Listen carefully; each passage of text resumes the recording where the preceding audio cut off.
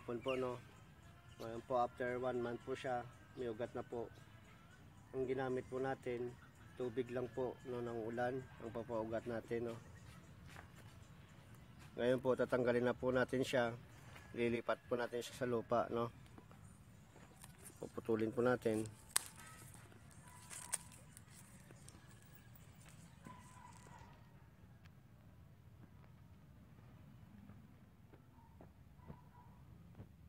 Tingnan po natin kung gaano karami po yung ugat niya.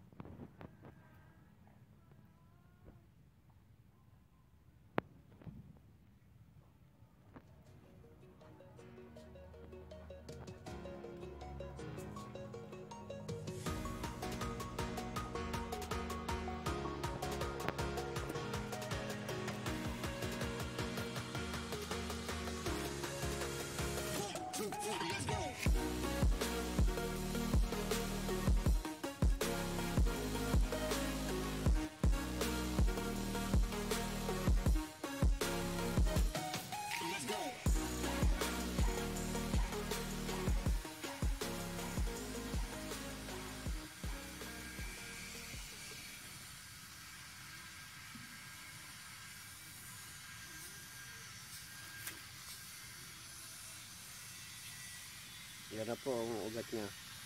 Ngayon po ililipat po natin sa timba po na may lupa.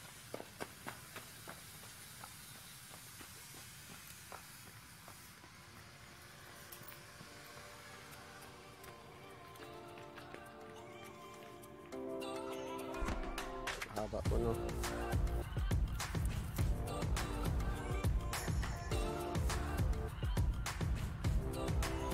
Amazing!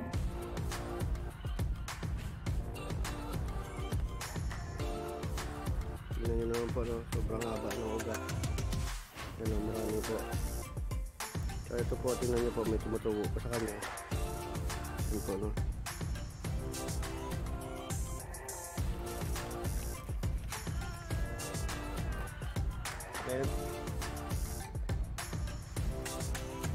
Ngayon po, lilipat na po natin siya sa timba, no?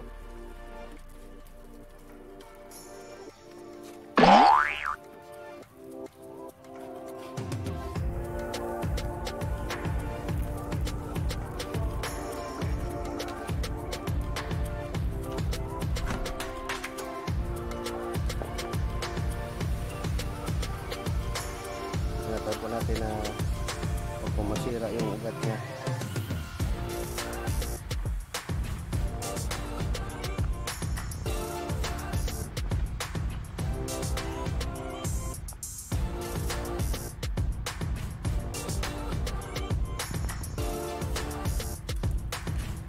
Ngayon po, tutukuran po natin siya para po hindi siya umapay, no, para tumayo po siya.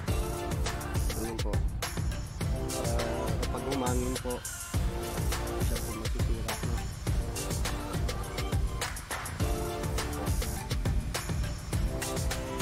Para po maganda yung tayo niya.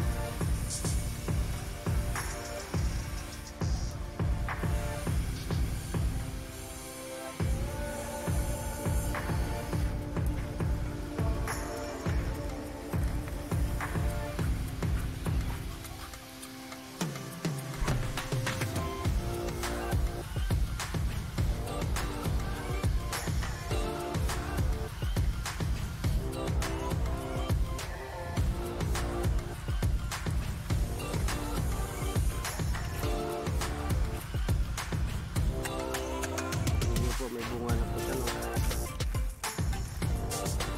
Ayun po.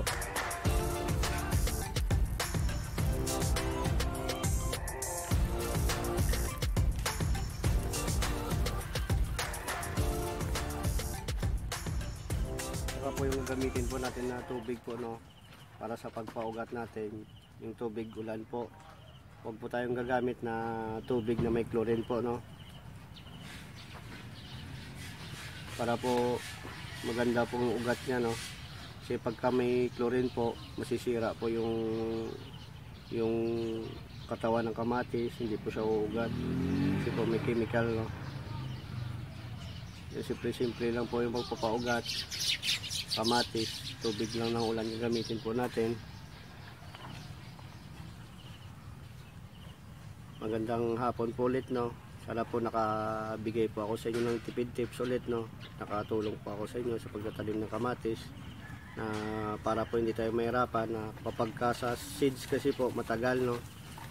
Ang gagamitin po natin, magpapaugat na lang po sa puno po ng kamatis para po madali po siya. At maraming salamat po ulit.